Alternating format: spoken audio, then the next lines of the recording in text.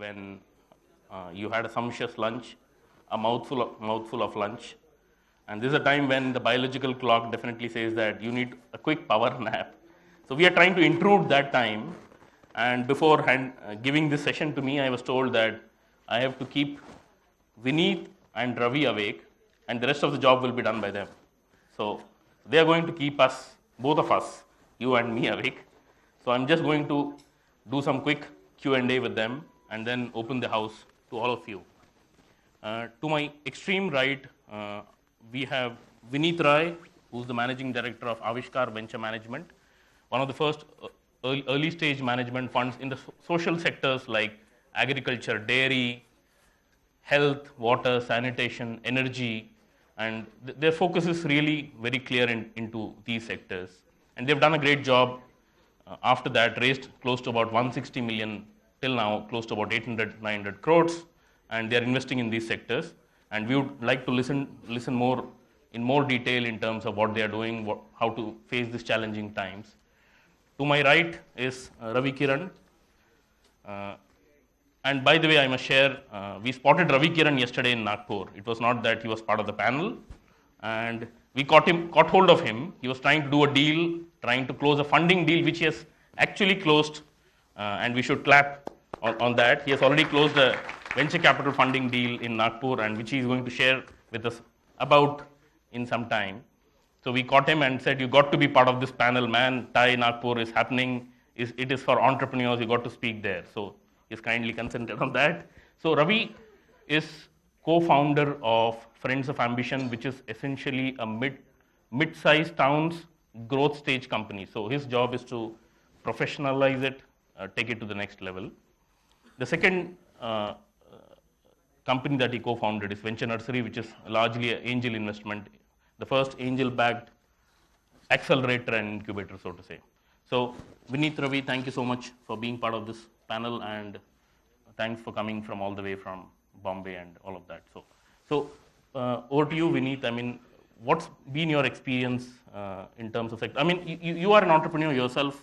Like, for example, you have all the qualifications of an entrepreneur. You did not have money when you started. A, B, you're not from the Ivy League colleges. C, you're trying to venture into something new.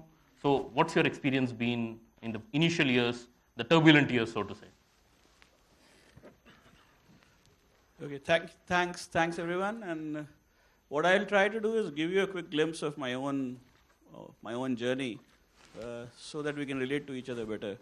So I come from a classical middle class background. Father was a government service guy and didn't pay me a single penny after my class 12th. So I did my graduation on my own.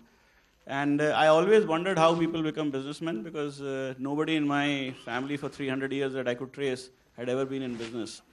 So doing various jobs around when I was 29 years old, bravery struck me and I basically quit. And I had two great ideas. One, I realized that 700 million people living in rural India, and this is 2001. So 700 million people, rural India looks like a very large market. If you actually, and then India was growing at 6%, and I think some of you will remember BJP lost the election during that time. And one of the reasons it lost, which despite India shining, was because rural India was not shining, and 700 million people voted against them.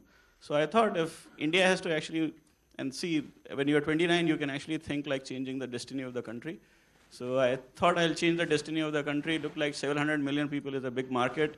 I discovered there is something called venture capital. Now I have no finance background and no entrepreneurial background, but I actually liked the idea of venture capital, which meant you raise money, you give money to people, they try to set up a business, they make money, you get back money, you make money, both happy. So I thought, very good idea. And then I also thought that if you actually have to invest in rural India, not only need money, you need a lot of people as well. So my entire life saving when I was 29 was 1,04,000 rupees. 4,000 was what I had saved. 1 lakh was what my father-in-law had given to my wife, because he was not very sure that we would actually survive. So I conned my wife in giving that 1 lakh to me on the belief that she will hold half the equity in the company I'll set up. And I set up a company called Intellectual Capital, or Intellicap. And with the 4,000 rupees, I set up a trust which doesn't require much money, which became Avishkar as the venture fund.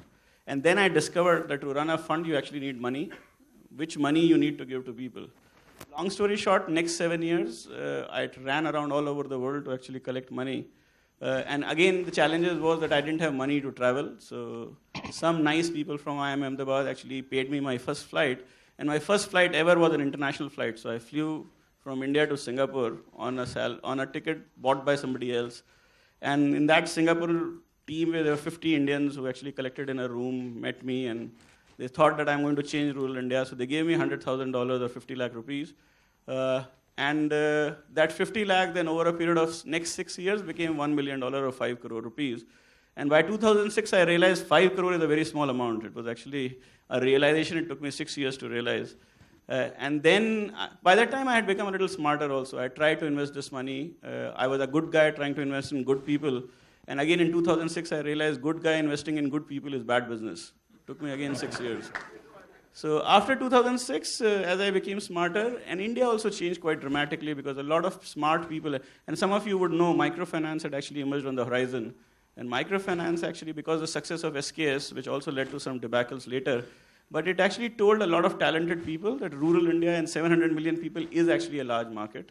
And if you have a good business offering, which is low cost and affordable, there are chances you can actually make very large amounts, you can build very large businesses. And so my life became easier, a lot more smarter entrepreneurs started coming forward. And in next 6 years, I actually raised around $150 million, or roughly 750, 800 crores. And just as a message of what actually happened, so I went bankrupt many times in those 4 or 5 years. And what told me, or what I actually learned in the process is when you are actually starting off, the biggest thing that you have is your own conviction and belief in yourself. And that belief and conviction will be challenged multiple times over your journey. Choice is yours. You want to stay on course, or you can give up and just move on and find a good job. I could have found both. I could have found a good job, but I decided to stay on course. And because I stayed on course, people found me. People who actually were looking with money, looking for people to execute, found me finally. So long and short of the story is that in case you are an entrepreneur and you have to survive and you have to build a company and you have to go against odds irrespective, because in a country like India, we are I think 130th or something on business facilitation, 132 worldwide, doing a business itself is going against the natural grain of surviving on government doles. Having said that, because we are instinctively entrepreneurial, I think there is a great opportunity for you to build business. And keeping in mind that we have such a large country, 130 crore people makes a very large local business market for you. I think building a company and therefore entrepreneurship as a vocation looks like an attractive one. It's going to be challenging, but if you stay on course and you believe in what you're doing, success at some point of time will strike you. The important point is you got to be around when the success strikes. So I'll stop here. I think it's a long story. It's a good, interesting story. 750 crores is a big money, by the way. Great job, Vineet. Ravi, you've been involved with a lot of startups, early stage companies, idea level companies. So what's been your experience where the startups are frugal in capital, no capital rather, why frugal? Lack of professional team, so to say. So what's been your experience dealing with that? First of all, thanks very much for grabbing me yesterday in the TiE office. Maybe next time I come, I'll not go to TiE office. Right. First of all, I was here today to meet a few people I had met last year in the TiEcon. So my essential purpose of coming here was to say hi to them. First, I get drafted by one session by Rama on the phone call. And then I go to TiE office and they grab him for another one. And I don't get paid for either of them. So it's clearly bad business. But anyway, so first of all, thanks a lot for getting me here. So I'm not your classical VC, right? Or angel investor for that matter. My experience of angel investing is barely 2 years old. In fact, I paid somebody money to learn how to do angel investing, which probably is a very bad idea, because you're paying serious money to know how to throw away the rest of your serious money. But so having said that, I think it's been a great journey so far for me. I started becoming I became a member of Mumbai Angels and Indian Angel Network just about 2 years ago, and learned the ropes of what is this thing called angel investing. To me, the inspiration was not so much of investing and making money in return, as much as learning what today's young people are doing right at the edge of technology and many other fields, which I guess if I had not turned an investor, I would have never learned. So to me, I'm like paying my tuition fee. it's a little steep, to be very honest. And I'm not sure how much of the tuition fee will come back to me, the investments I make. I must tell you, I've been a bit reckless in making those investments as well. So I made like 16 investments in 18 months. So I cannot obviously afford to keep that run rate, because very soon I'll be running to people to raise money for myself. Anyway, so having said that, and I think particularly I would talk about the startup accelerator, me and my partners, Shravan Shroff, who had a very different journey of entrepreneurship through his life, and the two of us set this up last year, is primarily to find idea stage or sometimes even pre-idea stage entrepreneurs and help them through a journey of up to setting up of the business, right? Which is when I guess some months after that or around that, people like Vineet and other people pick them up. That's why we call it a venture nursery. So we put a little seed and maybe give some little water and some sun, and maybe something will sprout so that somebody else can pick it up. It's been a great journey so far. We've maybe seen about 400 applications for our what we call a program. The program runs for 30 weeks. We have got a bunch of 3 dozen advisors, mentors who work very closely with our startups to train them business basics. Many of these advisors themselves are startups who have got funded recently, so they know the today's tricks of both making money as well as getting money and building businesses. So our second batch is running right now. So the couple of quick comments I would like to make, particularly for the sake of young people here who are either trying to or have just set up businesses, is that while there's a lot of good things about people who come to us with applications, young people, very risk-friendly, want to build the next Google or next Facebook and stuff like that, which is all great. Couple of things to be careful about it. I find a lot of what I call the crisis of sameness, right? So people come to us with a business idea which maybe we have seen 20 times already. And they still think they're building it for the first time. So that's a very big danger sign. So I would recommend anybody who's trying to build a business, just take a quick scan of the environment, Google whether such a product or a service or something already exists, right? It's not that you can't build something that already exists. Like somebody said in the morning, the world is a big place. There is enough, food on the table for everyone. I'll just be careful in qualifying that everyone. So everyone really does not mean everyone. It means a few people. So if you can be one of those few people who can take a big part of the cake for yourself, go right ahead. If not, just think through a little bit about, what happened. My belief is, and this is what we encourage our startup participants to do in the Venture Nursery program, is that write down all your assumptions. Assume, doesn't matter. First, write down your assumptions, and then methodically go on validating whether the assumption is right or wrong, right? So I would say just two, sort of red flags to entrepreneurs and to be entrepreneurs. Be careful of sameness. Too much of sameness is not good. And be careful of not articulating to yourself what your assumptions are. Thank you, Ravi. Thank you, there. We need large parts of the central India.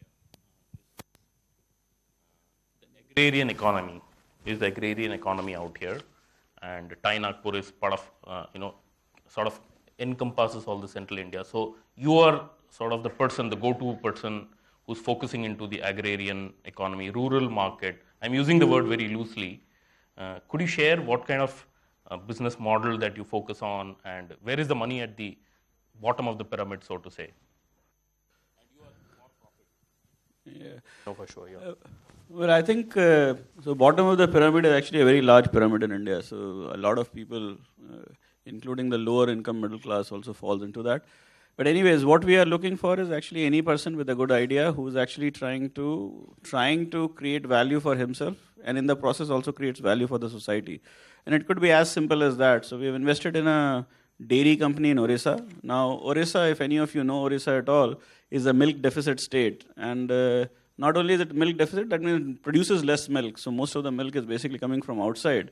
And there are only very few, I think this is one large government dairy which is home-fed. And after that, there is nothing, really nothing. So when we started looking to make an investment and we found a good entrepreneur to invest in him, essentially for us, every time he buys milk, he's actually trying to create a new option for a person to buy a cow and actually create a livelihood. And to us, that is actually fairly valuable. Not only the idea of actually setting up a dairy plant which can actually serve the urban middle class and urban rich, but at the same time, every time you buy that milk from rural poor, you are actually giving, or you're looking for buying the milk, you're giving an opportunity for a person to buy a cow and therefore, and also an avenue to sell that. Similarly, if you are actually, so there are many ways you can create value. One is you can actually source, like as I said, in this case, milk is coming from the villages and reaching to the cities. That's actually one way. The other way can be you can actually source something which is organic or being produced in rural hinterland, or you can actually process what is being produced and then export it. Anything that qualifies in this, which actually creates value to the masses, in addition to actually creating profits for you. So we are looking for that little extra. It's not just about business, and I understand, as I said earlier, doing business in India itself is challenging, but we are seeking something more. And just before I came in here, I was actually meeting another entrepreneur outside, and he's doing a good business, 5 crore turnover, etc. But unfortunately, the kind of business he is in, he has to deal with the government. And unfortunately, the part of the dealing with the government is he was a very honest guy. So he told me that my profession of honesty calls me to tell you that I have a little bit of dishonesty in getting the contract of the government because we need to pay bribes. And unfortunately, I don't invest in businesses which pay bribes. Now, he said, so tell me, how do I not pay bribe and build my business? And answer is, I don't have an answer. So I told him, that's your problem because you are the entrepreneur and not me. When I was the entrepreneur, I had the problem of raising money, and I figured out, took me a long time to figure out. So the challenge that we have, and I think I'm actually specifically touching on this because a lot of people out there would say, if you don't bribe, how can you build a business in a country like this? But somewhere we have to start. And somebody has to put his hand up and say, we will not do it. Now, I don't know how and how many of us would be willing to do that. But somewhere somebody has to stand up and say, to the extent possible, we'll try to build businesses which can keep away from the rot. And there will be challenges and it will be difficult, but we have to try it. So the second question too is in places where you have government as a dominant force, and I know in central India or even eastern India or even northern India, government will remain a dominant force. The big challenge for people like me to invest in is to look for